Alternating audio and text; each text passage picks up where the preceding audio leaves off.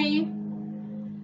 We are gearing up for our second episode of STEM Mondays, our new science-based video virtual program coming from our house on the west side. And last week we made the bouncing bubbles.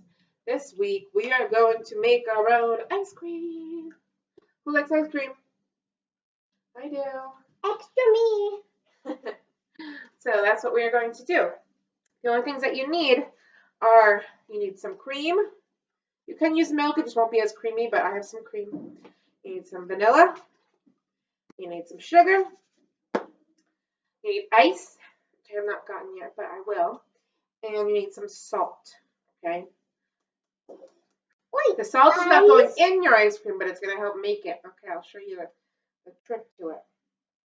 So what we're going to start with, okay, we need a cup of cream. I want to pour it.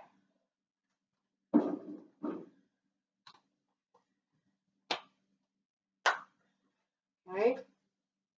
You pour one cup of cream. Do you see where the one is? Yes? Mm-hmm.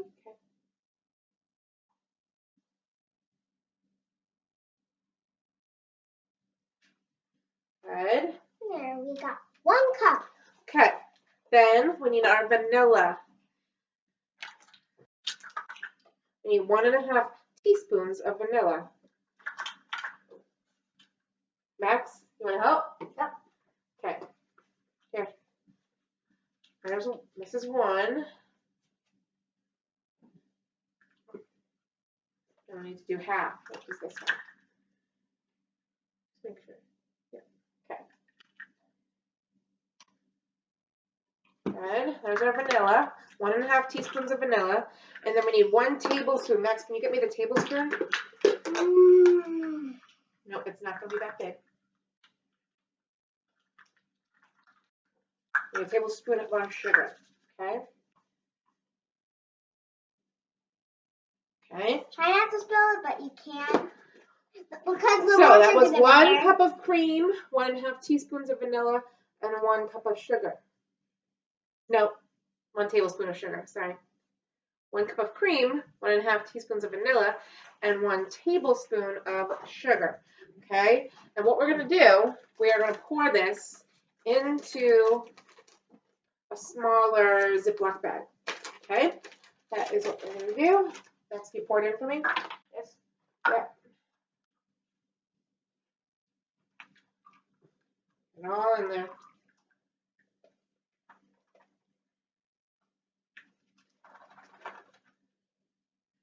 Oh, get a spoon and scrape that bit out. You can't not have the sugar in there, right? I mean, can you do more than a tablespoon of sugar? Well, if you make a bigger batch of it, you would use more. Okay. Good? Okay. So, thing with making your own ice cream in a bag, you have to make sure you seal it up really well, okay? What? You need ice in that bigger bag, which we will get to next. Okay? So make sure you seal it up really well, okay? Make sure it's super tight up top, that it's not going to pop open. Okay, so there, that's going to turn into our ice cream. And I also have a bigger bag, a bigger Ziploc bag. And this is where we're going to put ice and salt. Okay, we're going to fill up the bag about halfway with ice. So I'm going to go do that.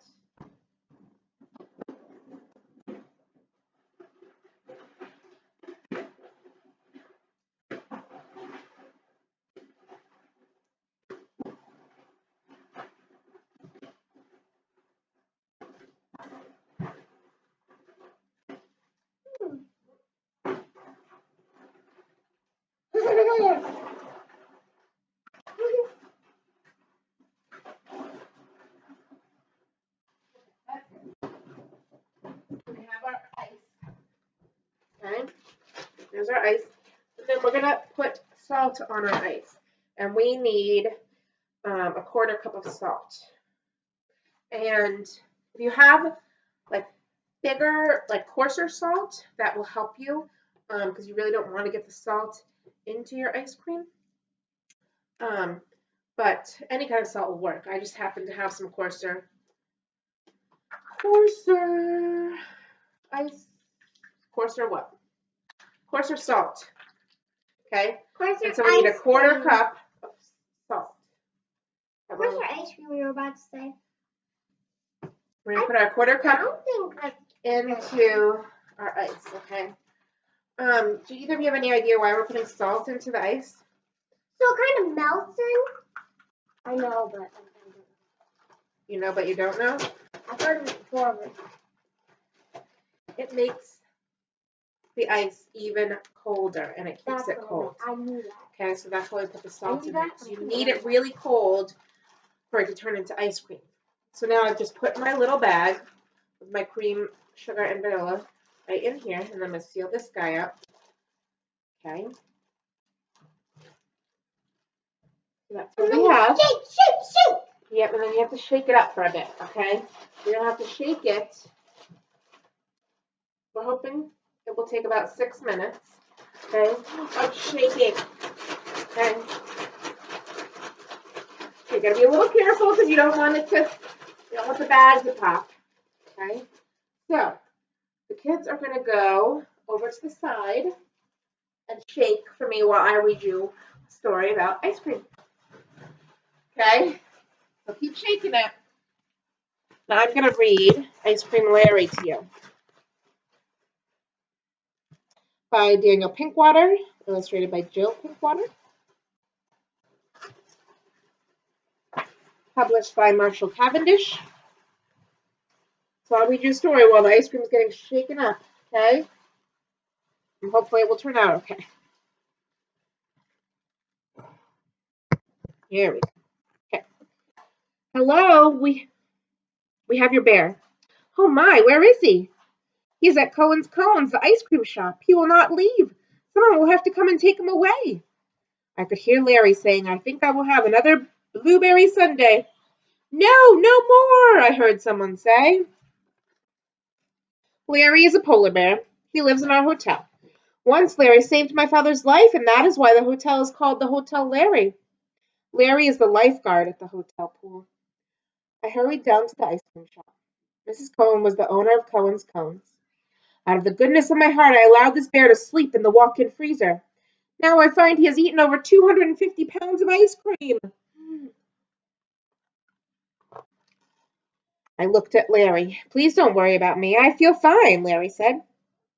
Why did you let him sleep in your freezer? I asked Mrs. Cohen. He said he was warm. Didn't you think he might eat the ice cream? I asked. He said we had nothing to fear, Mrs. Cohen said. I think he meant to tell you that he would not eat any people, I said. He won't, you know. Eat people? That's right. I don't see how you can let a bear into your freezer and not expect him to eat ice cream, I said. He ate a lot, Mrs. Cohen said. Well, he's a bear. I suppose. I didn't eat any of the almond crunch, Larry said. Can I have some now, please? No, said Mrs. Cohen. My father will pay for the ice cream, I said. Larry is his very best friend. In that case, you may each have an almond crunch cone, Mrs. Cohen said. But take the bear away. Larry and I walked away from Cohen's Cones, licking our almond crunches. It was wrong to eat all that ice cream, I said. I became overheated, Larry said. I only intended to have a nap. I think I ate the ice cream in my sleep. You continued asking for ice cream when you were awake, I said. Well, yes, Larry said. I saw no harm in it. The customers seemed to think it was cute, and a man came in and took my picture. The next day, Larry's picture was in the newspaper. Bear eats eighth of a ton of ice cream, it said above the picture. Under the picture, it said, I do not feel sick, says Bear. Mildred, you know Larry is not supposed to leave the hotel without you, my father said. Mildred was at her karate lesson, Larry said. I became bored. I have paid for the ice cream. We will say no more about it, my father said. A man came to stay at the hotel. He signed his name and book at the desk. I, Berg. This is the hotel where the polar bear lives, is it not? I, Berg asked. Oh, yes, my mother said. May I see him? I, Berg asked. He is sleeping. He ate a great deal of ice cream yesterday, my mother said, but I am sure you will see him later. After supper, Mr. Berg approached my father. He gave my father a card that read, I Berg, Iceberg Ice Cream Company. Are you the bear's owner? Mr. Berg asked my father. Owner, no. He's my friend, my father said. Would it be possible for me to speak to him on a matter of business? He is a wild polar bear and may speak to whomever he likes. I would like to be present. Of course, said Mr. I. Berg. Larry and my father and Mr. Berg sat together in the lobby. It is my honor to own the Iceberg Ice Cream Company of Baltimore, Maryland, founded in 1851. You may know our slogan, Iceberg, Iceberg, we all scream for Iceberg. I'm not sure I understand it, Larry said. No, Mr. Berg said, no one seems to. Still, it's a catchy slogan, my father said. Larry, your picture has been copied in newspapers all over the world. People know that you ate a half a ton of ice cream at Cohen's Cones, but they do not know that it was iceberg ice cream you ate. It was only an eighth of a ton, Larry said. Still, it was a lot of ice cream, Mr. Berg said. I was overheated and hungry, Larry said. I am often hungry. I had to pay for all of it, my father said.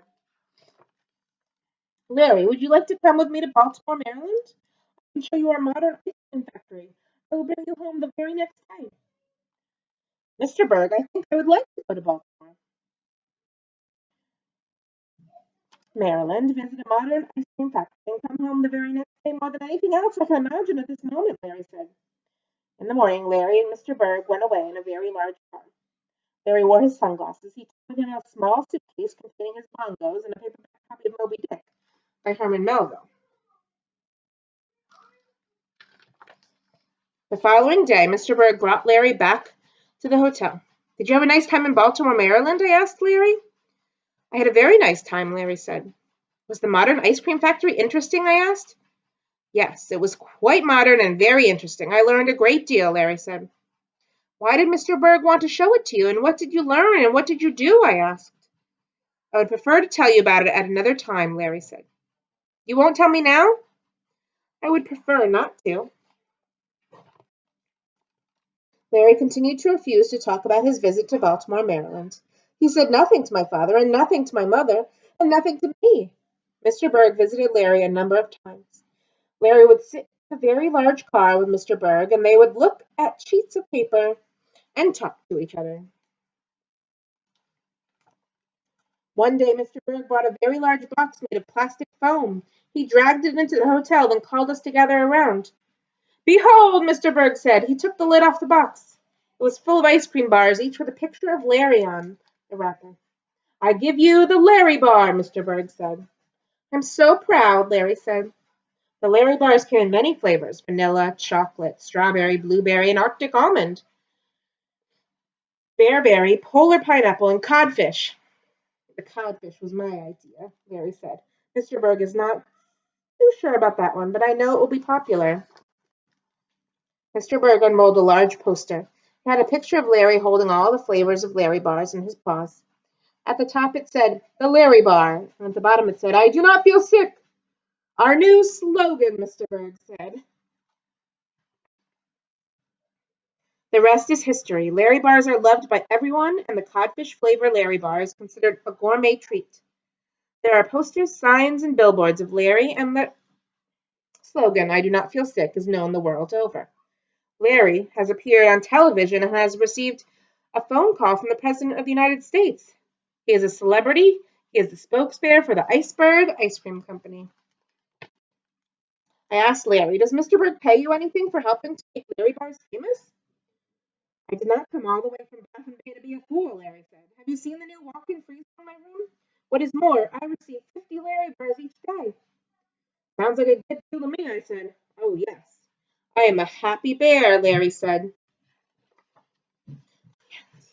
Here come the kids. See how they're doing. How's it going? Yes. Ooh, it's very drippy. It's very drippy. Shake, shake, shake, shake, shake. Remember, the ice makes it colder. Okay, can you get out 2 bowls, Max? Yeah. Where are you going?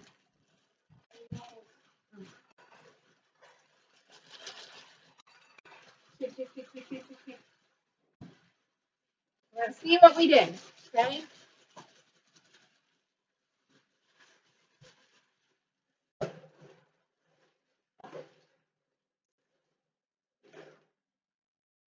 Oh, I think we're in business here. Look at this.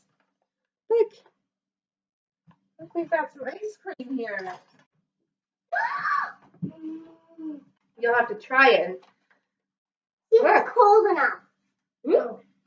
It's a bit drippy. We can shake it a little bit more, but I think that's good. Okay. It actually does.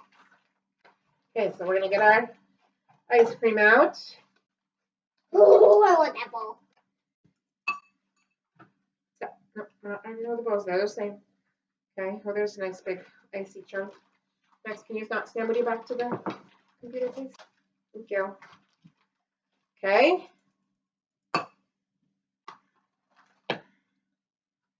So we've got ice cream. I'm Do gonna you try want it. to put some sprinkles on it? Yes, sprinkles. Other side.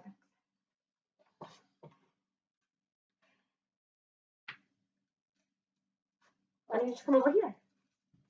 Sprinkles are so good. And we gotta taste it. You gotta tell us how it is, okay?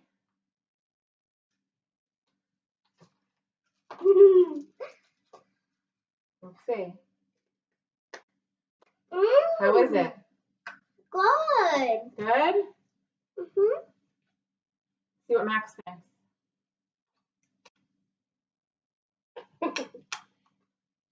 You gonna take a bite? I know. I Okay. don't want a big icy chunk.